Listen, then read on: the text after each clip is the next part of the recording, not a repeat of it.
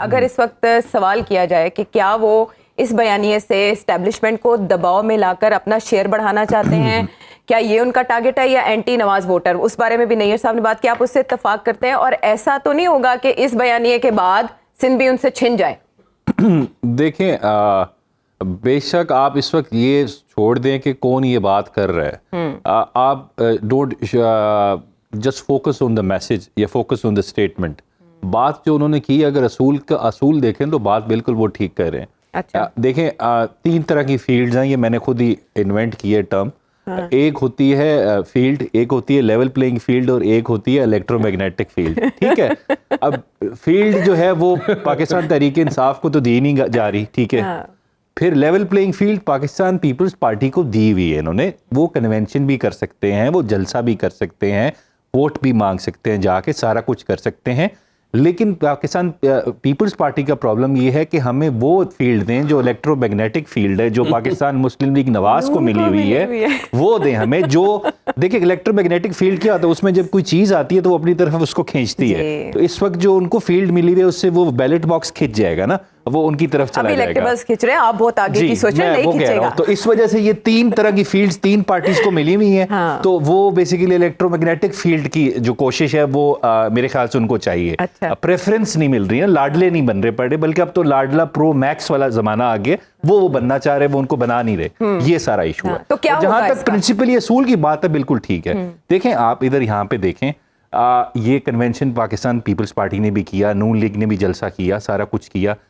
پاکستان تحریک انصاف کے اگر آپ دیکھ لیں, کے پی کے میں ان کا ایک نارمل سا بندہ جو جس کو آپ 4 مہینے پہلے نہیں جانتے تھے, شیر افضل مروت, وہ اتنے بڑے کنونشنز کر رہا ہے, جو پولیٹیکل ہے بھی نہیں, ان کا وہ لائر ہے, اتنے بڑے کنونشنز کر رہا ہے جس میں ان سب کو ملا لیں تو اتنا بڑا کنونشن نہیں ہوگا. اور یہاں تک آپ دیکھ لیں, ابھی پچھلے دنوں میں دیکھ رہا تھا پرویز خٹک صاحب نے ابھی نوشہرہ میں کنونشن میٹنگ کال کی. ہاں, وہ اس پہ رات کو انہوں نے سوچا کہ ہم نے ادھر مہمانوں کو ٹھہرانا کہاں ہے جو اٹینڈ کر رہے ہیں, سارا کچھ انتظام کرنا تھا, لوگ کافی آئے ہوئے تھے. تو اینڈ پہ پھر پتا چلا کہ جی سارے مہمان ایک ہی چارپائی پہ سو گئے کہ اتنے مہمان آئے ہوئے تھے. تو اس وجہ سے دیکھیں چارپائی بہت بڑی, نواز عوان کو آپ غائب کر دیں, ٹھیک ہے, اس کے بعد وہ آپ کو ملے. ایک تو فری سروسز بھی دے رہی ہیں یہ پارٹیز نئی والی جو ہیں, بال بھی کٹوا دیتی ہیں, فیشیل بھی کروا دیتی ہیں آپ کو, آپ کی وہ پیڈیکیور مینیکیور بھی کروا دیتی ہیں, ویٹ لاس بھی مل جاتا ہے آپ کو, سارا کچھ تیار کر کے اتنی فیسلٹیز علیم خان صاحب اور جاگیر صاحب خان دے رہے ہیں, سارا کچھ. تو یہ مذاق ہے آئین کے ساتھ, آپ کے بنیادی حقوق کے ساتھ مذاق ہے. آپ کسی پارٹی کو اس طرح دبا کے رکھ کے بیٹھ گئے ہیں, اور ایک پارٹی کو اتنی بڑی آپ نے نیکسٹ لیول قسم کی جو ہم نے نیازی صاحب یہ فیشیل کرانا ان کی کون سی خلاف ورزی؟ دوسرے ویٹ لاس, یہ ساری چیزیں اگر ہم رانا صاحب کو پرووائڈ کر دیں, اور رانا صاحب پہچانے نہیں جائیں گے, 20 دن بعد ایسی نئی شخصیت بن کے نکلیں گے باہر. آپ کے خیال میں بھی کوئی ڈیلے آ سکتا ہے due to some tactical reasons? ایک پی ایس ایل یہاں سے شفٹ کرنے کی خبر بھی ہے ان فیبرری جو ہونے جا رہا تھا, but you a E that might shift, جس سے قیاس آرائیوں کو تقویت مل رہی ہے. Do you think so? دیکھیں الیکشن کیونکہ ہمارے سامنے پہلے ایک پنجاب اسمبلی, کے پی کے اسمبلی کے الیکشن کی جو آئین میں کمانڈ تھی 90 ڈیز کی, اس کی وائلیشن تو ہمیں نظر آئی ہے, اور اس کا جو خمیازہ ہے جو, یا اس کی جو میں تو کہوں گا جو سزا بنتی تھی وہ کسی کے اوپر نہیں آئی. جو بھی ریزنز تھے, سیکیورٹی تھا, فائنینس کا ایک ایشو بنایا تھا, ہمارے پاس ایک پریسیڈنٹ سیٹ ہو گیا ہے. اس وجہ سے میں بار بار کہتا تھا یہ نظریہ ضرورت آپ دوبارہ جگا رہے ہیں, تو اگر ان فیوچر فیب میں بھی کوئی اس طرح کی سچویشن کریٹ ہو جائے, یو نیور نو کہ آپ کا الیکشن, تو اگر آپ کے پاس پیچھے ایک پریسیڈنٹ آ گیا تو اٹ کین بی ڈیلیڈ, آپ بالکل ہو سکتا ہے. اور سپریم کورٹ اس پہ کتنے حد تک اس کو برداشت کرے گی یا اس کو ٹالریٹ کرے گی, اس کا کیا ری ایکشن ہوگا, یہ تو دیکھتے ہم دیکھیں گے تو ہمیں پتہ لگے گا. لیکن جو بھی ہو, اس ملک کی آئین کے ساتھ زیادتی ہوگی, اس ملک کی عوام کے ساتھ زیادتی ہوگی, کیونکہ آپ نے غیر منتخب نمائندے ہم پہ مسلط کیے ہوئے ہیں جو ہمارے پالیسی ڈیسیجنز لے رہے ہیں, جن کے پیچھے عوام کی منشا نہیں ہے. مجھے سپریم جوڈیشل کونسل کے اجلاس کے حوالے سے بھی آپ سے جاننا ہے. ایک جج صاحب کے خلاف تو جو شکایات تھی وہ خارج کر دی گئی, دوسرے کے خلاف کارروائی چل رہی ہے, لیکن انہوں نے اس کارروائی کو چیلنج کر دیا ہے. تو سٹیٹس کیا ہو سکتا ہے, اور 4 مہنگے ترین وکیل, اس سے تاثر کیا آئے گا؟ دیکھیں پہلی بات تو یہ ہے